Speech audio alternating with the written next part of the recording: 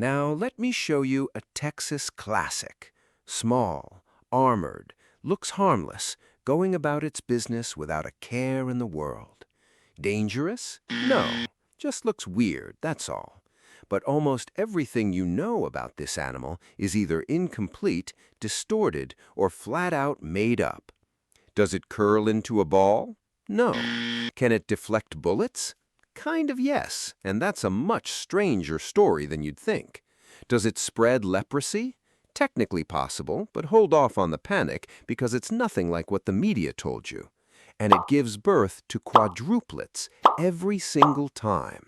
4 babies, all identical, no exceptions. Why? I'll get to that. Its name is armadillo. Technically, Dasypus novum cinctus, the 9-banded armadillo.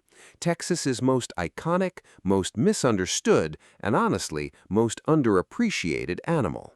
Today, we're opening that file. Get ready. When you think of an armadillo, what comes to mind? Probably this scene. It senses danger, instantly curls up, rolls into a perfect ball, and trundles away. Maybe you saw it in a cartoon, maybe in a documentary. Maybe you just think that because everyone says so. That, right there, is a complete myth. The 9-banded armadillo cannot roll into a ball. Physically cannot. Its armor won't allow it. So which armadillo actually does that? The 3-banded armadillo from South America, Bulletproof matacus. That one can. Its armor is flexible enough. But that animal doesn't live in Texas. Now, let's talk about the real armor, because this part is actually a lot more interesting. An armadillo's shell is made up of bony plates beneath the skin, covered by a layer of keratin on top. This is called osteoderma, literally bony skin. This structure runs in bands along the back. Yep, that's where the 9-banded name comes from. Those bands allow the body to flex, but not nearly enough to form a complete ball. What does the armor actually protect against?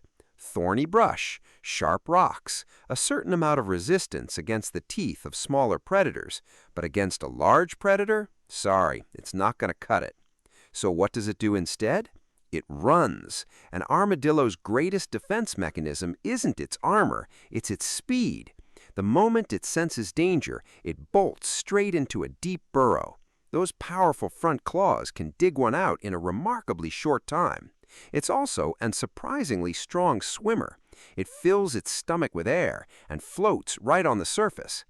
So, armored, can swim, digs fast, can hold its breath underwater, and yet people still know it as that cute little animal that rolls into a ball. Why? Because its South American cousin looks better on the internet, and whatever goes viral on the internet becomes the truth. You know how it works. Oh, and there's also that bullet deflecting thing, and that part, trust me, is a whole lot more absurd. Texas. A man spotted one in his backyard. He grabbed his handgun, fired 3 shots. All 3 bullets bounced off the armadillo's shell. One came back and lodged itself in the man's jaw. He was taken to the hospital, had surgery. The armadillo? It ran off. This story is real. Court records exist. And it's not an isolated case. In Georgia, also in 2015, something similar happened. A bullet ricocheted and hit the man's mother-in-law. Same cause. Wrong angle, wrong round, wrong distance. Now, here's a very important distinction to make. Armadillos are not bulletproof. That's clear. With a powerful enough weapon at the right angle, you can absolutely kill one. Just make sure you're shooting at the right angle. But the real question is, why are people shooting at armadillos in the first place? In Texas, the armadillo is seen as a garden pest. It wanders into fields, lawns, and backyards. It digs through the soil with its front claws, hunting for insects and larvae. It can tear up dozens of holes in a single night. Historically, farmers saw this as a problem, and the solution, unfortunately, was often a firearm. Here's the most interesting part. That shell was never evolutionarily designed for this. It's pure coincidence. A curved surface made of keratin and bone at certain angles just happens to follow the laws of physics. The armadillo has no idea. It didn't plan this. That's evolution's doing. Now let's get to the truly unsettling part. Yep, leprosy. Don't touch an armadillo, you'll get leprosy. You've heard this. Maybe an older relative told you, maybe you saw a news story, maybe it was just the internet. And that sentence is true, but don't panic, not the whole truth. Let's get the facts straight first. Armadillos can carry Mycobacterium leprae, the very bacterium that causes leprosy or Hansen's disease in humans. And this isn't a coincidence. The armadillo is one of the very few mammals that can naturally harbor this bacterium. The reason is their body temperature, which runs a few degrees lower than a human's, and the bacterium thrives in that cooler environment. Yep, that part is real. But now let's set the panic aside and look at the numbers. The number of leprosy cases reported in the U.S. each year is approximately 150 to 200. The proportion of those cases actually linked to armadillo contact is extremely low.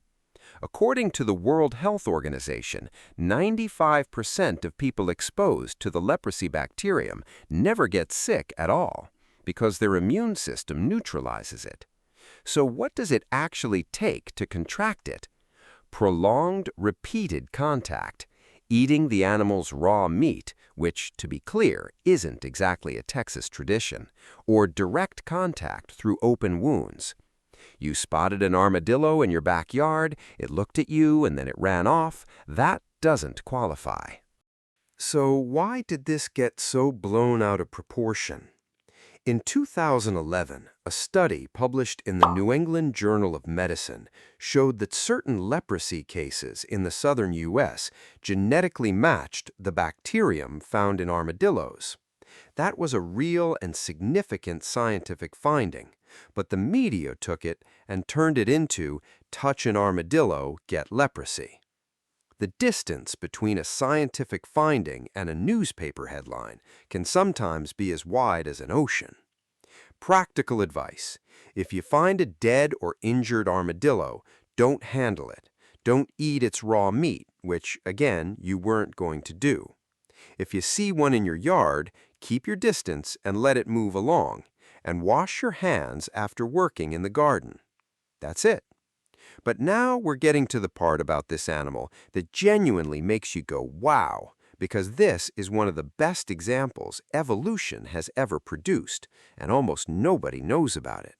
What do you know about how armadillos reproduce? Probably nothing.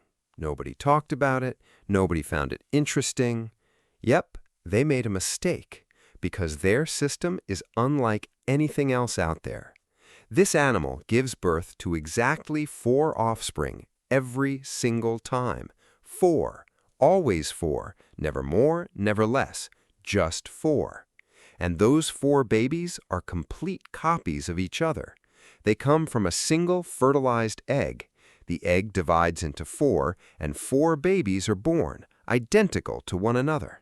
This is not chance, it's the rule. That's just how the system works. The armadillo is one of the only animal models used in leprosy research. The reason?